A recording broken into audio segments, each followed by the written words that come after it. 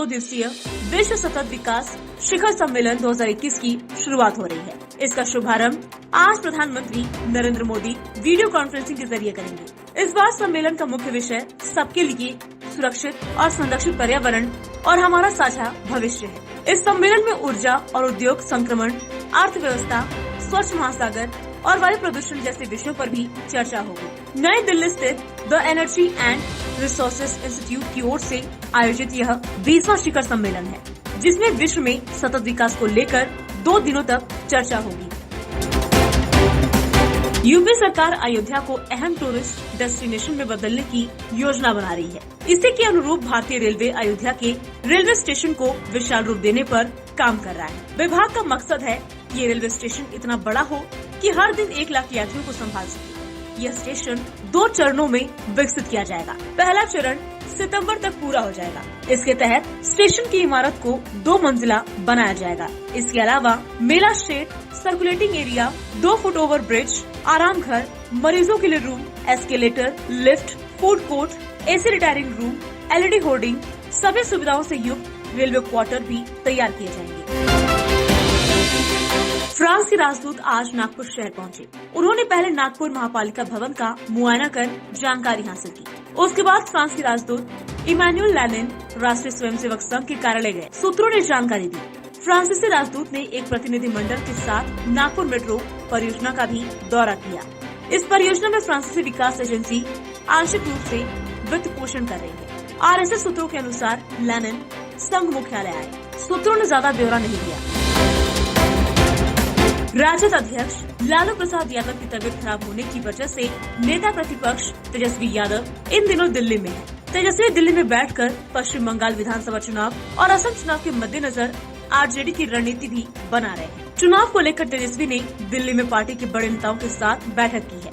तेजस्वी यादव के साथ पार्टी के राज्यसभा सांसद मनोज झा, राष्ट्रीय प्रधान महासचिव अब्दुल बारी सिद्दीकी और राष्ट्रीय महासचिव श्याम रजक इस बैठक में मौजूद रहे। पिछले दिनों अब्दुल बारी सिद्दीकी और श्याम रजक पश्चिम बंगाल और असम दौरे पर भेजे गए थे। इसका मकसद ये पता लगाना था कि इन दोनों राज्यों में विधानसभा चुनाव को लेकर आरजेडी की संभावनाएं क्या हैं।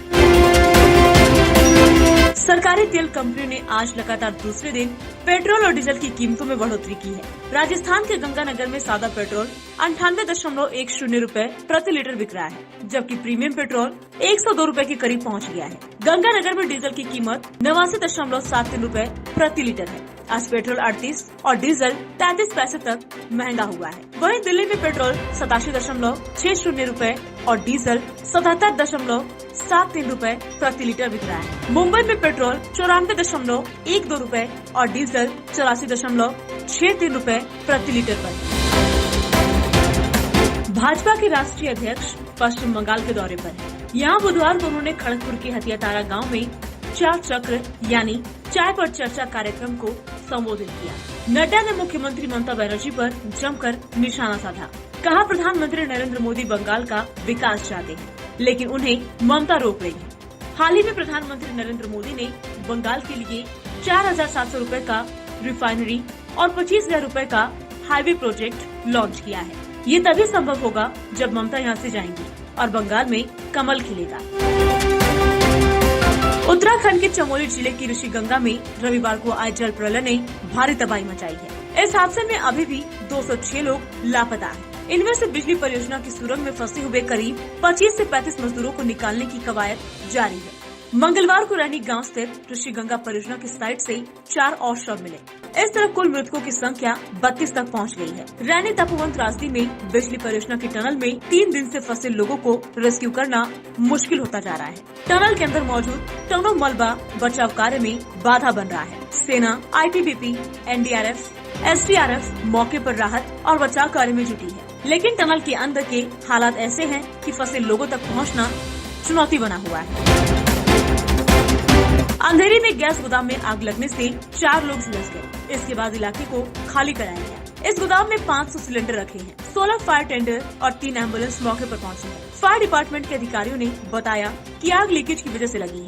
ये लेवल 2 की आग है, यानी मामला गंभीर है। आग की सूचना सुबह 10:30 बजे के आसपास मिली। इसके बाद टीम को भेजा गया।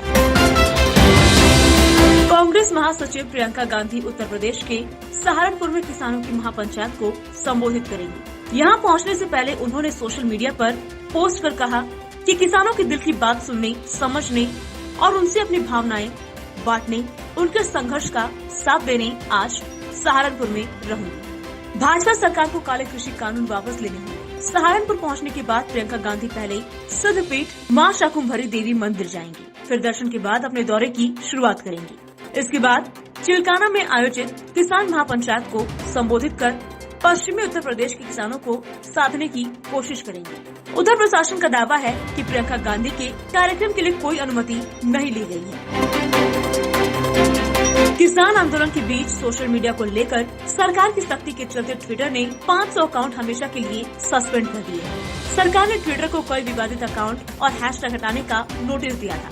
इसके जवाब में ट्विटर ने एक्शन लिया है। सोशल मीडिया कंपनी ने बुधवार को ये जानकारी दी। उसने बताया कि जिन अकाउंट्स को सस्पेंड किया गया है वे कंपनी की पॉलिसी का वायलेशन कर रहे थे। ट्विटर ने बताया कि पिछले हफ्तों में हुई हिंसा की घटनाओं को देखते हुए आपत्तिजनक कंटेंट वाले हैशटैग की विजिबिलिटी भी कम कर दी गई है। साथ ही कहा कि दिल्ली में रिपब्लिक डे को हुई हिंसा की घटनाओं को देखते हुए भारत में अपने नियमों को लागू करवाने के लिए हम जो कदम उठा रहे हैं उनके बारे में रेगुलर अपडेट दे रहे हैं।